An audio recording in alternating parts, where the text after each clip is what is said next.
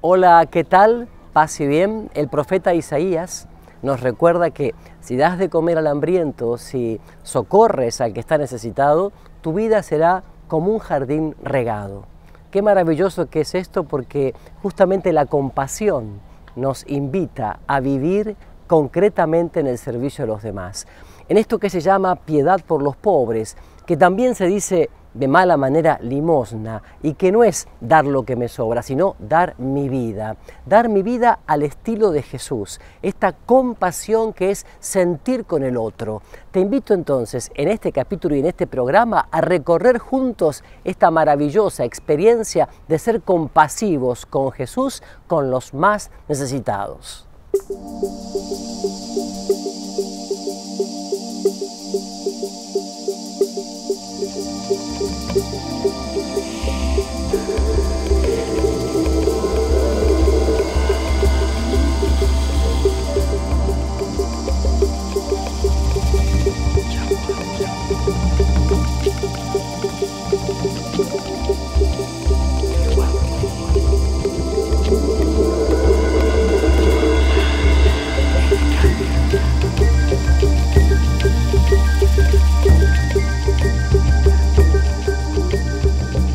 Y ciertamente nos encontramos con otra fuente en nuestro camino, en nuestro peregrinar, que podríamos llamarlo piedad por los pobres, pero que en realidad se trata de la limosna.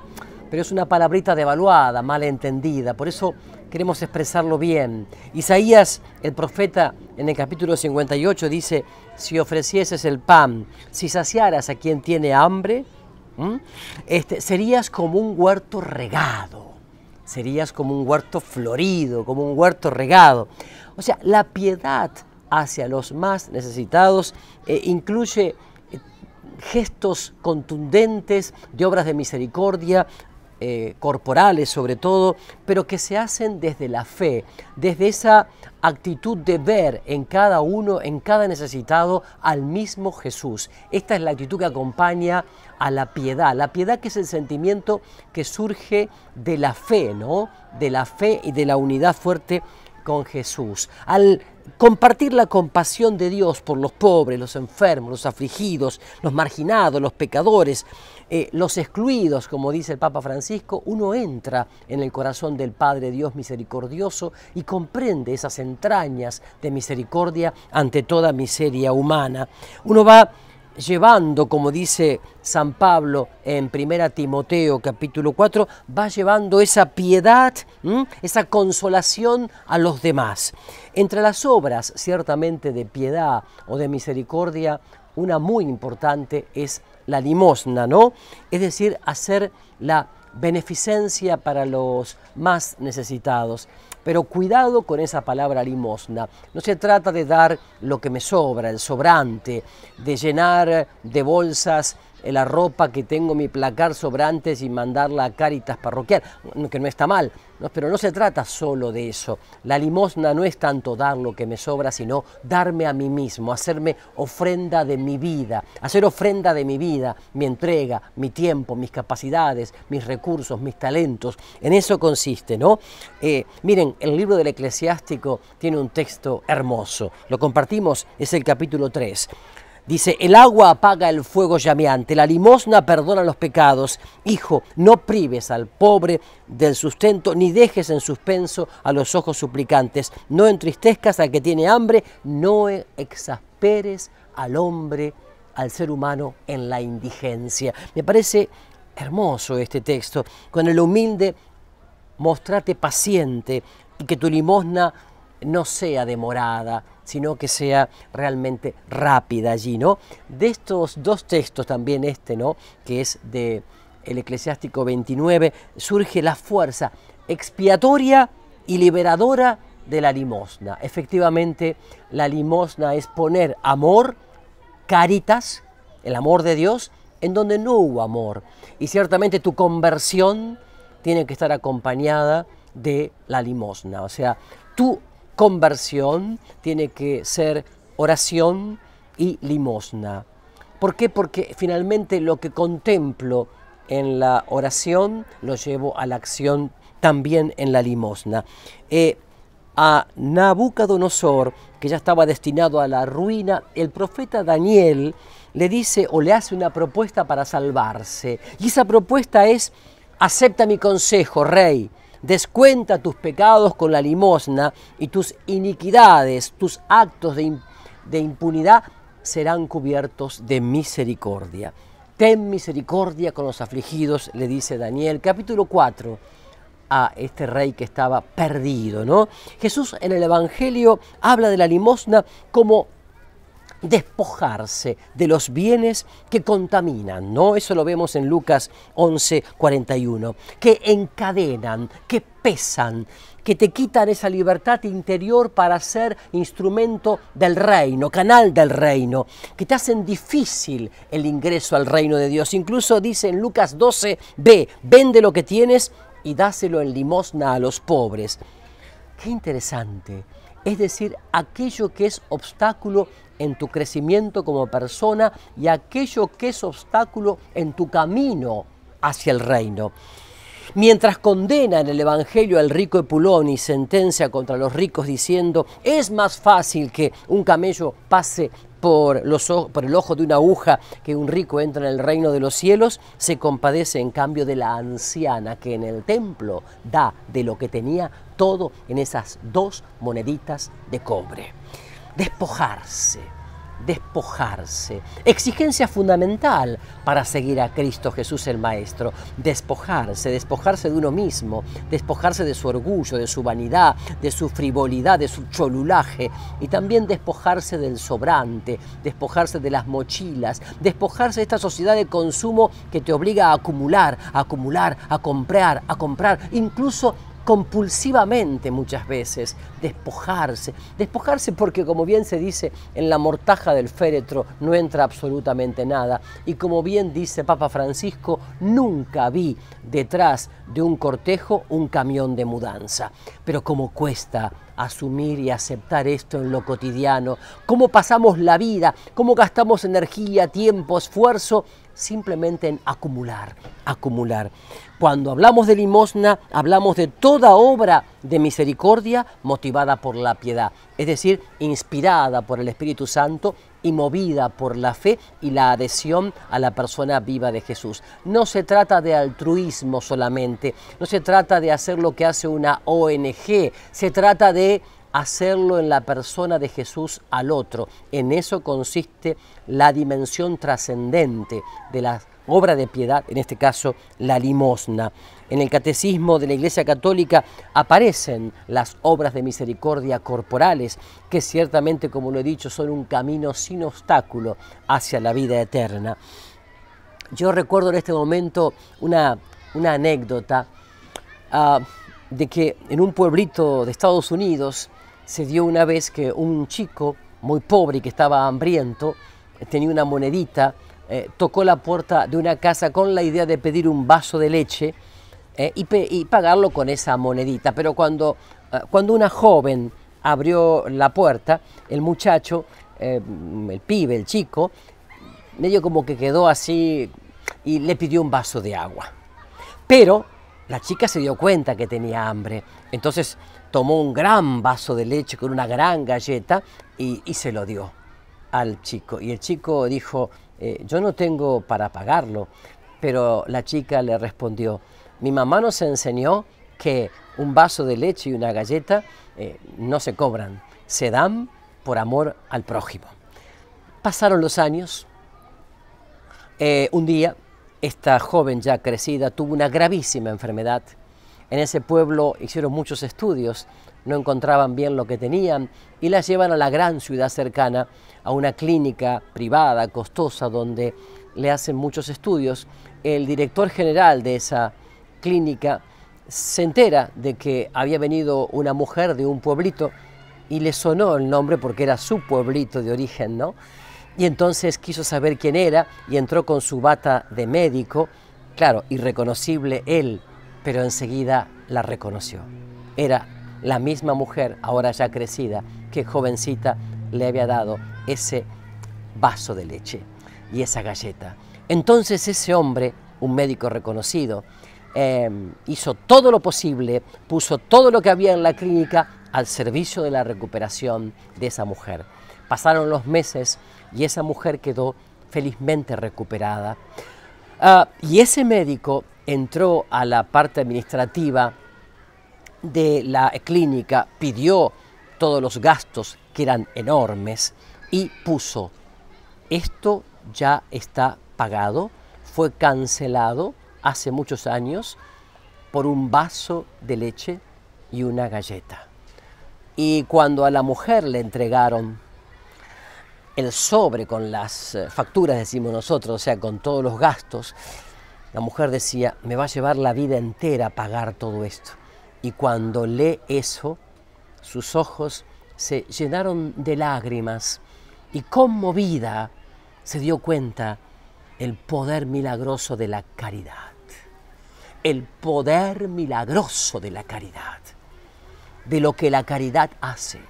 La caridad abre puertas, derriba muros, construye puentes. La caridad, la piedad. Por eso nunca te avergüences de tener un corazón misericordioso, un corazón lleno de piedad.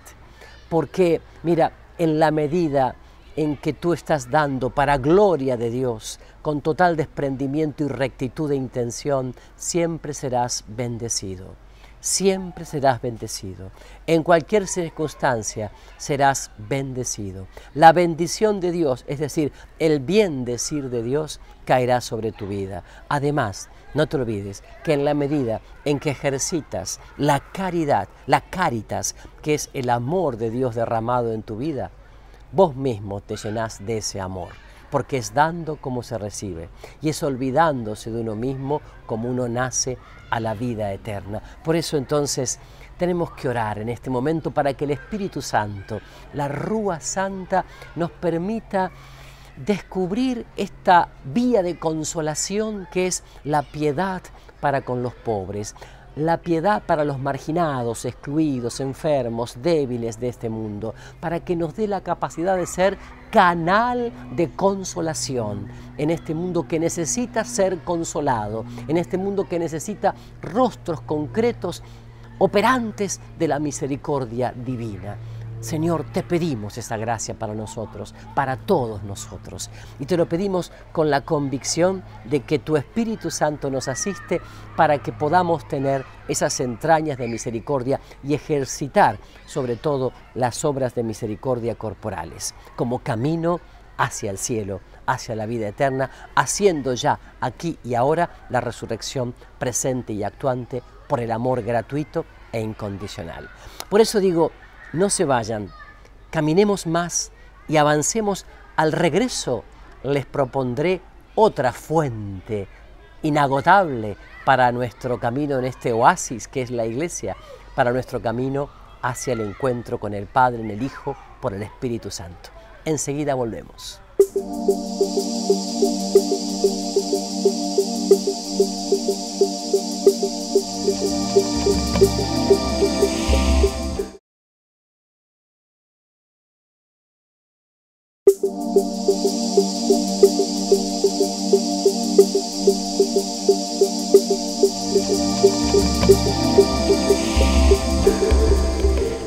Y entonces, avanzando, ¿no?, en este oasis que es la Iglesia, ¿no?, peregrinando hacia el encuentro con el Padre, tenemos otra fuente que denominamos con la P también, ¿no?, pequeñez espiritual. Las fuentes del Lim, ¿no?, las fuentes del Lim, pero ahora vistas en el Nuevo Testamento, en la Iglesia. La pequeñez espiritual. Leemos en Mateo capítulo 18, ¿quién es el más grande en el reino de los cielos? Y Jesús llamó a un niño, a un pequeño, lo puso en medio de ellos y dijo: les digo en verdad que si no se convierten y no se hacen como niños, como este niño, no entrarán en el reino de los cielos. Y nos invita entonces a la pequeñez. A la pequeñez, a la sencillez, a la simplicidad, a la rectitud, a la transparencia. Como diría un sacerdote, un maestro de espiritualidad de nuestros tiempos, en un mundo opaco, el Señor nos invita a la transparencia. Ser transparentes, ser sencillos, simples, rectos de corazón. La transparencia, que me parece que es algo que la Iglesia está mostrando en estos últimos tiempos con fuerza a un mundo opaco, a un mundo oscuro, a un mundo gris. La Iglesia no tiene miedo de mostrarse con sinceridad, con transparencia, incluso de mostrar sus propias miserias, pero está dando cátedra de lo que es la transparencia, ser transparente. El camino de la grandeza es el cambio de la pequeñez, es decir, aprender a ser pequeño. El camino hacia lo alto corre hacia lo bajo, hacia el humus, tierra, humildad, ¿no? Parece una paradoja, pero es así. Cuanto más grande, más pequeño. El ser humano que se ha elevado a las alturas y cae, se destruye terriblemente. Dios se hizo niño. Fíjense ustedes, en Isaías 9 leemos, nos ha nacido un niño y sabemos que ese niño es el Emmanuel, es el Dios con nosotros, es la promesa cumplida. Un niño, un Dios que se hace frágil, vulnerable, que se hace historia, que se hace camino, que se mete en la huella de la historia, que se compromete, que se involucra.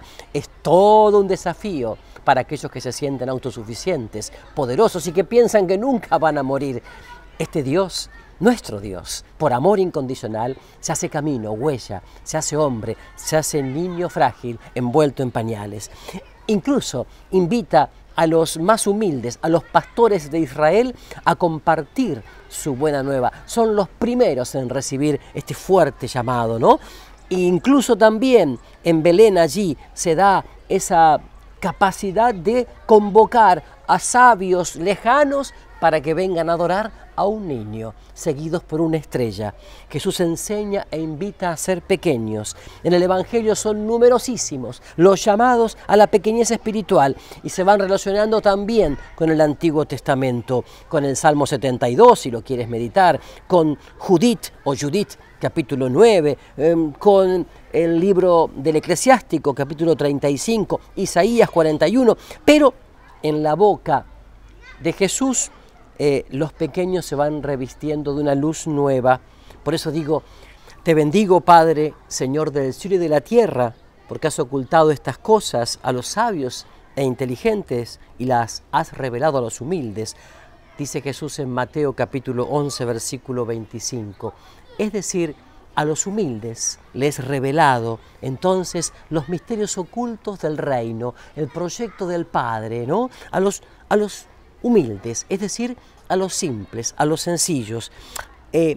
Por eso Jesús abrazaba a los niños, los atraía hacia sí, porque en ellos veía un corazón simple, un corazón sin doblez, un corazón no retorcido, ¿no?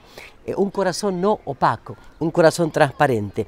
Incluso invita a sus discípulos a que los imiten a los niños en su sencillez, en su simplicidad, en su espontaneidad, en su transparencia, porque surgió una discusión entre dos de los apóstoles a ver quién sería el más grande en el reino de los cielos, y por eso Jesús tuvo que plásticamente, como lo solía hacer él, y tomando una imagen bien concreta, acercar a un niño, Lucas 9, acercar a un niño y decir, no, los reyes de las naciones, los gobiernos son los que están buscando el poder y quién es el más grande, pero entre ustedes no debe ser así. Al contrario, el que quiera ser grande, que se haga el más pequeño y el servidor de todos. En eso consiste la grandeza en el reino de Dios, en ser un humilde servidor, o sea, un canal de la consolación, un instrumento de la misericordia. Digo canal, no cisterna, canal por donde pase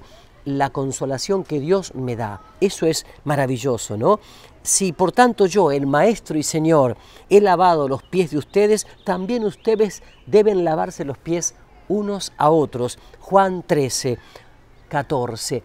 Es decir, el tema del lavado de los pies, que como ustedes saben, era un tema que estaba reservado al siervo, ¿no? O sea, al esclavo, cuando venía su señor de recorrer el campo, la tierra, y entonces el esclavo tenía que lavar los pies de su maestro. Jesús, el maestro, el rabí, toma esa actitud. Él se abaja, él se anonada para lavar los pies de los discípulos, tomando la actitud de esclavo. Entonces, de un esclavo servidor, pero servidor por amor, servidor para dar gloria al Padre Dios, servidor para hacer presente el reino de Dios, que para ser signo de contradicción, que es contracorriente del mundo, además del pensamiento del mundo, del poder, del tener. Entonces, Jesús, aun siendo de naturaleza divina, no guardó para sí esa dignidad, sino que se anonadó. Y se anonadó de una manera especial en la encarnación, pero aún en la encarnación se anonada mucho más en el servicio, poniéndose como servidor de sus propios discípulos, algo que en la lógica de la escuela de Israel era impensable, y mucho más en el Imperio Romano, como quizás también es impensable en la lógica de este mundo del cálculo, ¿no? De este mundo del poder que estamos viviendo. Esto lo vemos en Filipenses, San Pablo lo dice, siendo de naturaleza divina, se humilló a sí mismo, ¿no? O sea que, entonces, qué bueno que descubramos un poco este camino y que lo hagamos junto con María también, ¿no? María es la mujer humilde en el sentido de que ella se vacía de sí misma para llenarse toda de Dios y ser colaboradora con Dios en el plan de salvación. Creo que María nos puede enseñar mucho. Ella como servidora del Señor, ¿no? La ancilla domine, la servidora del Señor, se hace esclava, se hace servidora justamente en la maternidad. Ella nos trae al servidor por excelencia, ella nos trae al Dios hecho carne, y ahí está el gran servicio de María a la humanidad.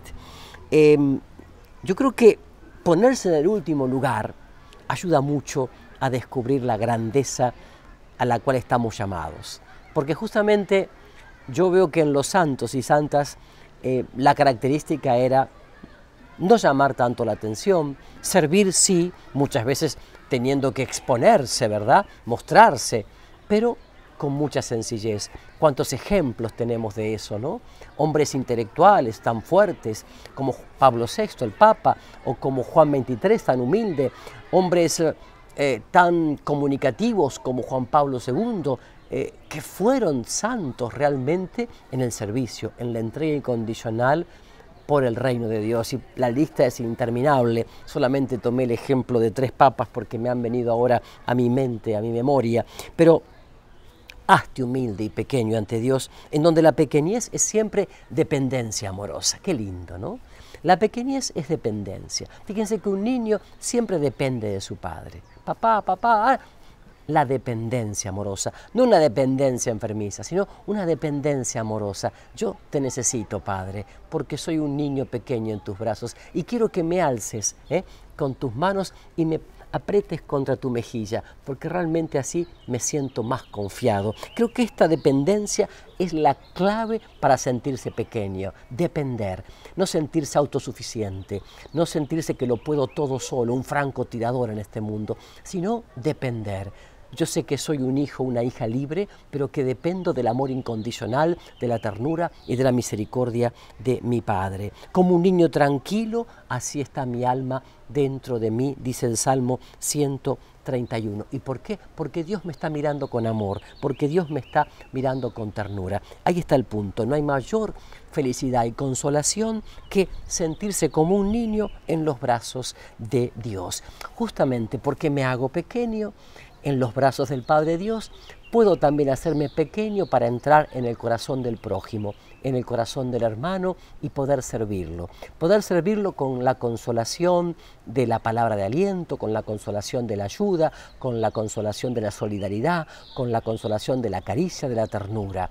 Es un camino maravilloso y es un camino necesario en estos tiempos de tanta indiferencia, de tanto individualismo, marcar el acento en esta pequeñez. Pequeñez que siempre lleva a la libertad interior y a la alegría interior, que debe ser la característica también de un corazón de niño, la alegría. La alegría no dicharachera o estridente, la alegría serena, pacífica, armoniosa, equilibrada, que va unida ciertamente a la verdad, a la belleza y a la bondad. Así que por eso yo quisiera concluir pidiendo al Espíritu Santo que nos dé a todos un corazón de niño que salga por los poros, que salga por el rostro, que salga por la mirada, que salga por la sonrisa, un corazón de niño capaz de sorprenderse constantemente por lo que el amado hace en nuestra vida, un corazón de niño que no deje de sorprenderse por lo que Dios está obrando en tu vida y en la mía. Que el Señor te bendiga, en el nombre del Padre, del Hijo y del Espíritu Santo. Amén. Paz y bien para todos.